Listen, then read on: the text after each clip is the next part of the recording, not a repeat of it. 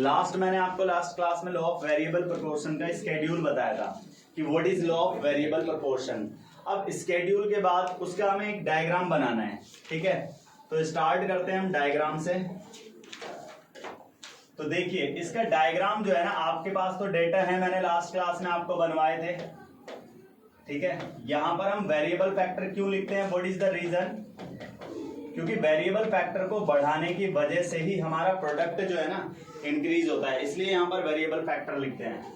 हमारा जो product change होता है वो वेरिएबल फैक्टर को चेंज करने की वजह से होता है। अब जो हमारा टीपी कर्व की शेप है ना, टीपी कर्व की शेप सभी रिमेंबर रखेंगे। मोस्ट ऑफ द स्टूडेंट ये गलती कर देते हैं।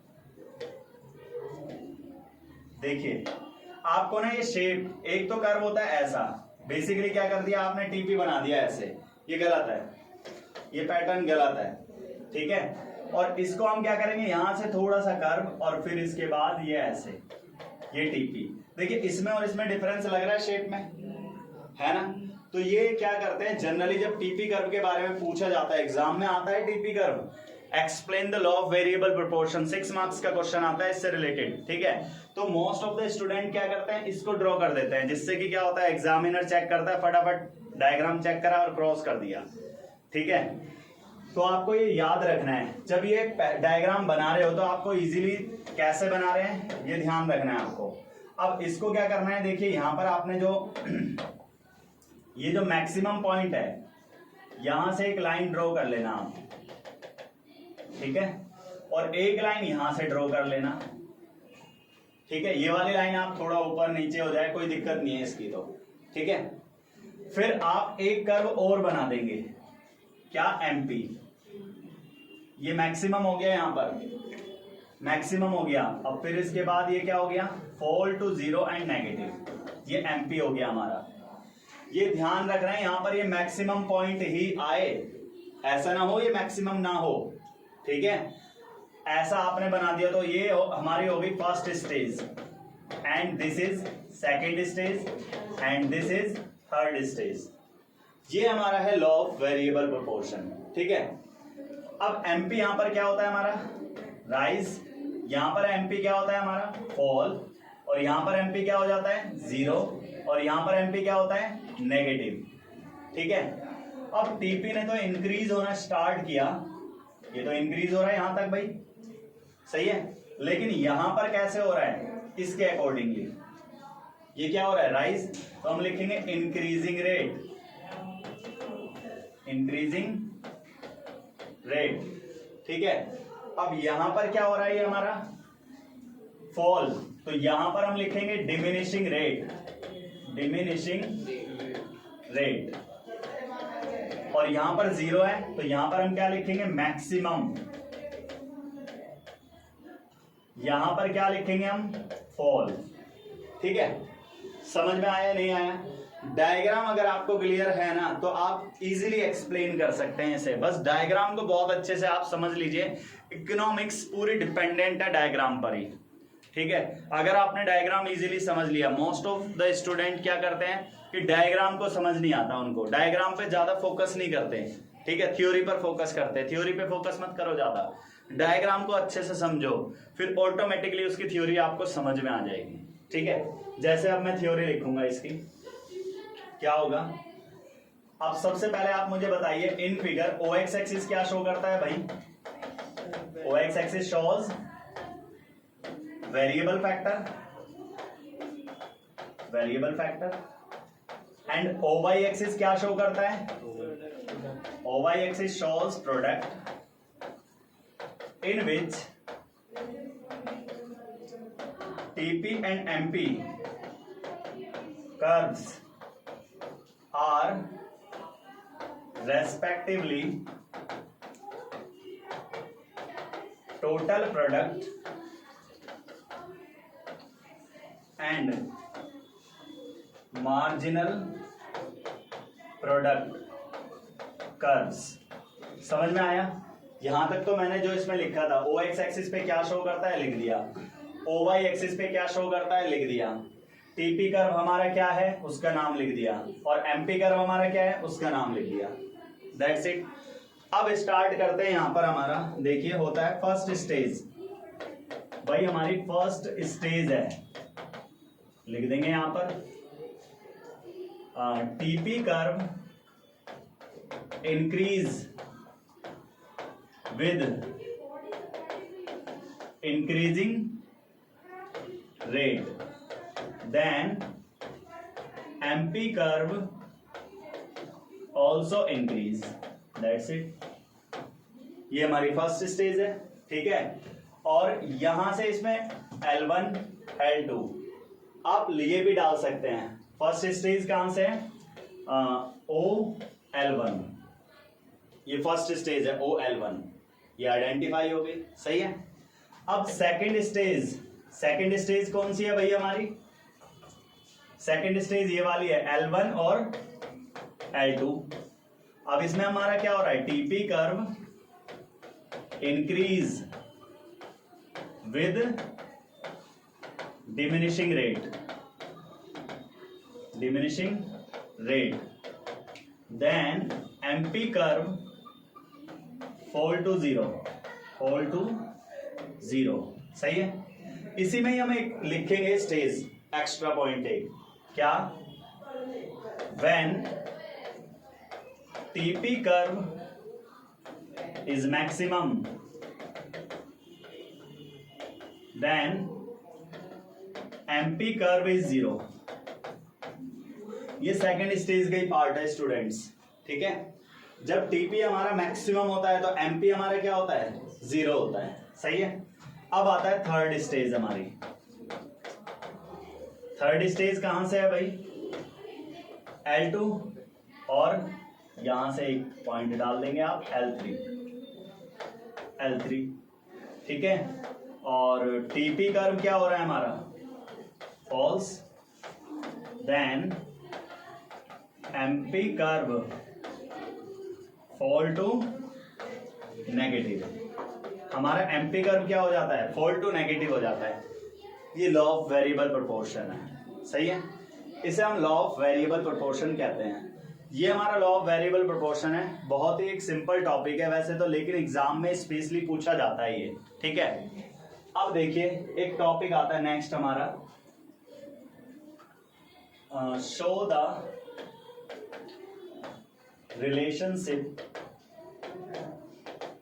Between TP and MP. बहुत इजी है ये, ठीक है। टीपी और एमपी, अभी रिलेशनशिप भी मैंने बताए थे। What are the maximum relationship between TP and MP. TP और एमपी में मैक्सिमम रिलेशनशिप क्या होते हैं? कभी कभी एक क्वेश्चन पूछ लिया जाता है, वैसे तो बहुत, अगर लॉ ऑफ वेरिएबल प्रोपोर्शन आपको एग्जाम में पूछा गया है तो ये टीपी एमपी का रिलेशनशिप नहीं पूछा जाएगा, क्योंकि लॉ ऑफ वेरिएबल प्रोपोर्शन भी तो रिलेशनशिप भी तो बता रहा है। टीपी एमपी में रिलेशनशिप से ही तो हमने उसका आंसर करा, तो इसलिए इसको सेपरेटली नहीं पूछा जाएगा। अगर लॉ ऑफ वेरिएबल प्रोपोर्शन नहीं पूछा गया, इट में भी तो आपसे रिलेशनशिप पूछा जा सकता है। तो रिलेशनशिप क्या होगा? फर्स्ट ऑफ ऑल वही हमारा फोकस जो होना चाहिए वो डायग्राम पर होना चाहिए पूरा, ठीक है। अभी अभी मैंने आपको डायग्राम समझाया था, इसका क्या डायग्राम है। तो सबसे पहले हम डायग्राम को पहले ड्रॉ करेंगे। टीपी, यहां से एक पॉइंट ड्रॉ कर लेंगे, ठीक है, और यहां से एक पॉइंट ड्रॉ करा। फिर इसके बाद एक नेक्स्ट कर्व ड्रॉ कर लेंगे एमपी, ठीक है। यहां पर वेरिएबल फैक्टर, भाई इसके बिना डायग्राम की कोई वैल्यू नहीं होती है। लेबर x 0 y लिखा ही है, यहां पर प्रोडक्ट लिख देंगे, ठीक है। पहले कंप्लीट डायग्राम बनाएंगे। अब वही सेम चीज यहां पर ये इंक्रीज होना शुरू हुआ, भाई ये इंक्रीज हो रहा है, ठीक है। अब ये क्या हो रहा है यहां पर? राइज। तो यहां पर हम क्या लिखेंगे बच्चों? Increasing rate. और यहां पर ये कुछ टाइम के लिए क्या रहा?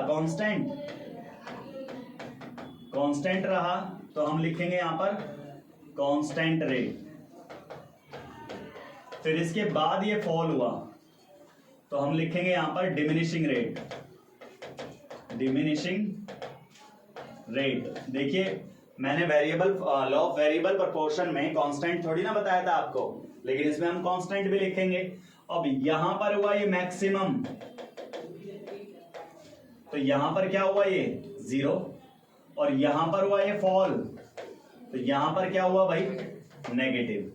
ये रिलेशनशिप हो गई। देखिए first relationship, when TP increase with increasing rate then MP also increase. First point clear हो गया। Second point, when TP increase with constant rate then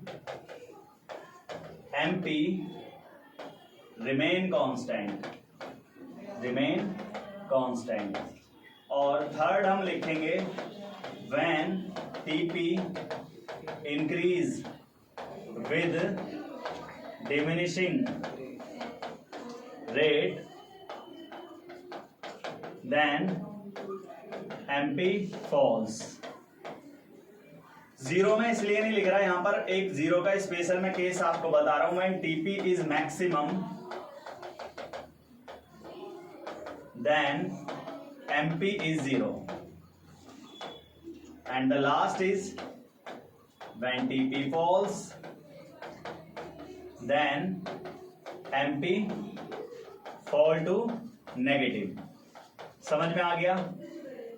explanation है। ये मैक्सिमम रिलेशनशिप होते हैं। सच बताऊं तो टोटल के और मार्जिनल के ना मैक्सिमम रिलेशनशिप होते हैं। बाकी सब रिलेशनशिप ना इसी में से ही डेराइव किए जाते हैं, इसी में से ही बनाए जाते हैं। अगर आप इनको समझ लो ना, अच्छे से लर्न कर लो, तो आपको माइक्रो इकोनॉमिक्स में इसके अलावा कोई रिलेशनशिप लर्न करने की जरूरत नहीं है। कॉन्सेप्ट चेंज करना है बस। प्रोडक्ट की जगह टीपी की जगह यहां पर क्या आ जाएगा, टीआर आ जाएगा, टीसी आ जाएगा। रिलेशनशिप मैक्सिमम यही लर्न करने पड़ेंगे आपको। सिंपल बनाओ, ठीक है, चीजों को ना सिंपल बनाओ, टफ मत बनाओ। मैंने बताया इससे ही ना आपके जितने भी टोटल के और मार्जिनल के वो रिलेशनशिप खत्म हो जाएंगे। ये मैक्सिमम है, इससे ज्यादा नहीं हो सकते। सही है। अगर आपको जैसे टोटल रेवेन्यू मार्जिनल रेवेन्यू में रिलेशनशिप बताना है तो इसमें से ही 3 पॉइंट बनेंगे, that's it. Total cost marginal cost में रिलेशनशिप बताना है, इसमें से ही 3 पॉइंट बनने हैं, खत्म। इसी में से ही 3 पॉइंट सेलेक्ट करने हैं। बस टीपी की जगह क्या लिखना है, टीसी लिखना है। और रेवेन्यू अगर आ जाता है तो फिर उसमें क्या लिखना है, टोटल रेवेन्यू टीआर लिखना है, दैट्स इट। सही है। एक क्वेश्चन आता है, show the relationship between AP and MP। AP और MP में रिलेशनशिप, फिर एवरेज प्रोडक्ट और मार्जिनल प्रोडक्ट आ गया। एवरेज प्रोडक्ट का मतलब क्या होता है, फर्स्ट ऑफ ऑल ना डायग्राम क्लियर कर लो, ठीक है। अगर आपने डायग्राम क्लियर कर लिया तो आप इजीली बना सकते हैं। सबसे पहले यहां पर क्या लिखेंगे हम, वेरिएबल फैक्टर, ये है लेबर, और यहां पर हम लिखेंगे प्रोडक्ट, और ये वाई हो गया हमारा, ठीक है। अब देखिए ये हमारा ना मैक्सिमम पॉइंट है स्टूडेंट, ये हमारा क्या है, मैक्सिमम पॉइंट। यहां पर जब टीपी मैक्सिमम होता है तो एमपी कर्व उसे कट करता हुआ जाता है। ये देखिए MP, when TP is maximum then MP are equal to, MP is equal to AP. सही है। जब एपी मैक्सिमम होगा ना, ये वाला एवरेज प्रोडक्ट मैक्सिमम हो रहा है, देखो एपी क्या है यहां पर, मैक्सिमम है भाई। तो हमने देखा एपी और एमपी दोनों क्या है यहां पर, बराबर है। सही है। एपी यहां पर क्या हो रहा है बच्चों, फॉल्स, ठीक है, एपी फॉल हो रहा है। तो हमारा बड़ा वो ग्रेटर देन कौन सा कर्व है, कोई बता सकता है कौन सा ग्रेटर देन है, एपी ग्रेटर देन है या MP? AP greater than MP. और इसमें कौन सा ग्रेटर देन है, एमपी ग्रेटर देन, कब, जब एपी क्या होता है, राइजेस। अगर ये डायग्राम आपको क्लियर हो गया तो मेरे को नहीं लगता कि पॉइंट्स में कोई डाउट रहेगा आपको, ठीक है। फर्स्ट पॉइंट आप भी बता सकते हो आप मुझे, when AP rises then MP also rises but AP is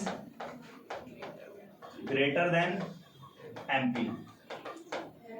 बच्चों यहां पर ना मैं साइन भी यूज कर सकता था, ठीक है, लेकिन मैं खुद नहीं यूज करता इसे। क्यों? क्योंकि बहुत सारे आप ना कंफ्यूज हो जाते हैं कि ग्रेटर देन इधर लगाना है उधर लगाना है। वैसे तो बड़ा इजी सा कॉन्सेप्ट है, कौन सी क्लास में सिखाया जाता है? 3rd 4th क्लास में सिखाए जाते होंगे मेरे ख्याल से, ग्रेटर देन और लेस देन वाली चीजें। ठीक है, क्योंकि इसमें क्या होता है, दो रिलेशन एक जैसे हैं। अब नेक्स्ट आने वाला है जैसे रिलेशनशिप, ठीक है, when AP is maximum then both AP and MP are equal to each other। ठीक है। Third, when AP falls then MP also falls, but इस बार कौन सा है? उल्टा हो गया ना ये। देखिए यहां पर क्या करना है, इसमें यहां पर हमारा देखिए इसमें कौन सा कर्व है एपी राइज में? एमपी। ठीक है, अब हमारा एमपी है यहां पर ग्रेटर देन, तो यहां पर एमपी लिख देंगे, MP is greater than AP. ठीक है, इसको डायग्राम को देख लेना। देखो डायग्राम को अगर आप क्लियर रखोगे ना तो आपकी कोई गलती नहीं होगी, और अगर डायग्राम क्लियर नहीं है तो इट में भी आपकी गलती हो सकती है। ऐसे रटेंगे ना चीजों को तो रटी नहीं जाती भाई, रटने का कोई क्राइटेरिया नहीं होता कि कितना रटना, क्योंकि बहुत सारा सिलेबस है। तो बट अब यहां पर क्या होगा, AP is greater than MP. समझ में आ गया? ठीक है, तो ये आप रिलेशनशिप इसमें लिख लेंगे। दो रिलेशनशिप है इसमें। Average product, what is the general shape of average product curve? Average product curve की जनरल शेप क्या होगी, कोई बता सकता है? Opposite you. क्या होगी इसकी? ठीक है, इनवर्स भी लिख सकते हो आप। ठीक है, वही तो अल्फाबेट बनता है ना, तो इनवर्स यू भी आप लिख सकते हैं इसे। ठीक है, तो ये हमारा टॉपिक फिनिश होता है यहाँ पर प्रोडक्शन फंक्शन।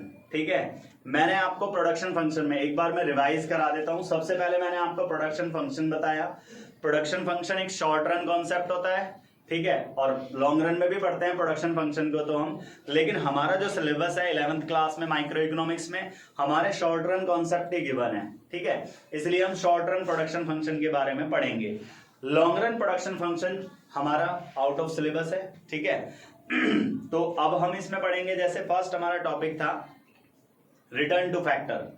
ठीक है, अब रिटर्न टू फैक्टर कौन सा कॉन्सेप्ट है? एक शॉर्ट रन कॉन्सेप्ट है। कुछ फैक्टर फिक्स्ड होते हैं, कुछ वेरिएबल होते हैं। अब वेरिएबल फैक्टर को इंक्रीज किया जाता है किसके? फिक्स्ड फैक्टर के साथ, जिससे हमारा टोटल प्रोडक्ट और मार्जिनल प्रोडक्ट क्या होते हैं? चेंज होते हैं, जिसे हम क्या कहते हैं? रिटर्न टू फैक्टर कहते हैं। इसकी 3 स्टेजेस हम पढ़ेंगे, increasing return to factor, diminishing return to factor and negative return to factor. अब जो हमारा इंक्रीजिंग रिटर्न टू फैक्टर होता है, इंक्रीजिंग रिटर्न टू फैक्टर में हम बेसिकली ये पढ़ेंगे, जब देखो सिंपल सी चीज है, फैक्टर इंक्रीजिंग कब होता है? सिंपल, वो मार्जिनल प्रोडक्ट पे डिपेंड करता है। मार्जिनल प्रोडक्ट क्या हो रहा है? इंक्रीज, तो वो इंक्रीजिंग रिटर्न टू फैक्टर है। मार्जिनल प्रोडक्ट क्या हो रहा है इसमें? कांस्टेंट, तो कौन सा है वो? कांस्टेंट रिटर्न टू फैक्टर है। मार्जिनल प्रोडक्ट क्या हो रहा है? फॉल्स, तो वो कौन सा है? डिमिनिशिंग रिटर्न टू फैक्टर है। और मार्जिनल प्रोडक्ट क्या हो रहा है इसमें? नेगेटिव, नेगेटिव है तो कौन सा फैक्टर कहलाएगा वो? Negative return to factor. It means return to factor are dependent on marginal product. ठीक है, अब marginal product, what is the change in marginal product? If marginal product increase then increasing return to factor, if marginal product constant, constant return to factor, if marginal product diminishing, तो diminishing return to factor, अगर negative है तो negative return to factor. समझ में आ गया? तो ये है हमारे return to factor. Marginal product और टोटल प्रोडक्ट पर सारी कहानी प्रोडक्शन फंक्शन की डिपेंड है। भाई प्रोडक्शन कर रहे हो आप, प्रोडक्शन किस पे डिपेंड होगा? टोटल प्रोडक्ट के अकॉर्डिंगली तो आप एनालाइज कर पाओगे ना। ठीक है, और टोटल प्रोडक्ट का एक्चुअल मतलब क्या होता है? जितनी भी आपने क्वांटिटी प्रोड्यूस करी लैंड और लेबर का यूज करके, उसे टोटल प्रोडक्ट कहते हैं। Average per unit total product. Marginal always the additional, marginal always the additional of total. अब इंक्लूड कर दो concept, marginal product is the additional product of total product. समझ में आ गया? तो ये है हमारे प्रोडक्शन फंक्शन, और ये टॉपिक हमारा फिनिश होता है। अब मैं इसके आपको क्या लिखवाऊंगा, क्वेश्चन लिखवाऊंगा, जिससे कि आपको पता लगेगा कि चैप्टर में आपने लिखा क्या क्या है, क्योंकि वो आपको उसमें से ही देख कर करने हैं। ठीक है, तो ये आप लिखिए, फिर मैं क्वेश्चन